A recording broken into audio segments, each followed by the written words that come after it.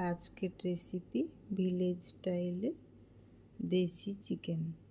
এর জন্য চিকেনটা ভালোভাবে ধুয়ে নেব। কড়াইতে সরষের তেলে তেজপাতা, পেঁয়াজ কুচি, চিকেন, পরিমাণ মতো নুন হলুদ দিয়ে চিকেনটা একটু ভাজা ভাজা করে নেব। এরপর দিয়ে দেব ধনে, জিরে, আদা, রসুন, কাঁচা লঙ্কা, গরম মশলা বাটা, টমেটো বাটা। নেড়ে চেড়ে চিকেনটা কিছুক্ষণ কষিয়ে নেব।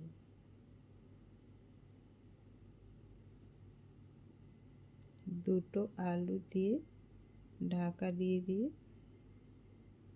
চিকেনটা ভেজে নেব। খুব ভালোভাবে ভাজা হয়ে গেলে তার মধ্যে দিয়ে দেব জল। 1 গ্লাস জল দিয়ে ঢাকা দিয়ে চিকেন আলুটা সিদ্ধ করে নেব। ঝোলটা একটু কমে এলে নামিয়ে নেব।